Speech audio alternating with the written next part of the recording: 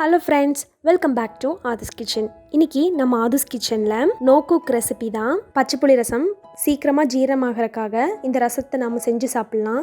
இது செய்யறதுக்கு 3 இன்க்ரீடியன்ட்ஸ் இருந்தால் போதும். சீக்கிரமாக 1 மினிட்ல இது செஞ்சிடலாம். வாங்க எப்படி செய்கிறதுன்னு பார்க்கலாம். பவுலில் 1.5 டம்ளர் தண்ணி சேர்த்துக்கலாம். ஒரு பெரிய லெமன் சைஸ் அளவுக்கு புளி இந்தளவுக்கு இந்த தண்ணியில் சேர்த்துட்டு கொஞ்சமாக உப்பு சேர்த்துக்கலாம். உப்பு சேர்க்கறதுனால புளி சீக்கிரமாக ஊறிடும்.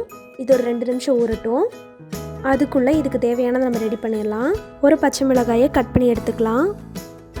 1 கப் சின்ன வெங்காயம், இது கிட்டத்தட்ட 50 கிராம், அதையும் கட் பண்ணி எடுத்துட்டு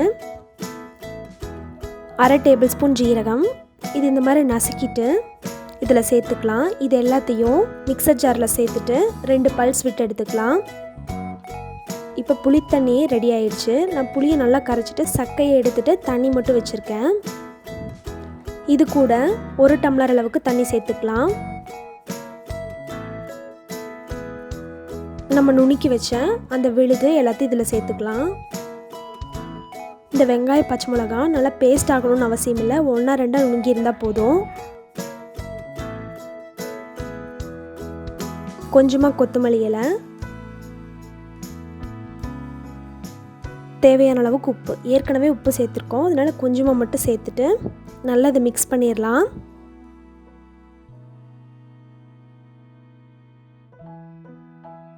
இந்த ரசத்துக்கு புளி லைட்டாக உரப்பாக இருந்தால் தான் சாப்பாட்டு கூட பிசைஞ்சு சாப்பிடும்போது நல்லா டேஸ்ட்டாக இருக்கும். இதே மாதிரி நீங்களும் வீட்டில் ட்ரை பண்ணி பாருங்கள். உங்களுக்கு நாங்கள் போடுற வீடியோஸ் பிடிச்சிருந்தது அப்படின்னா ஆதுஸ் கிச்சனுக்கு சப்ஸ்கிரைப் பண்ணுங்கள். கூடவே இருக்கிற பெல் ஐக்கானையும் கிளிக் பண்ணுங்கள். தேங்க்யூ ஃபார் வாட்சிங்.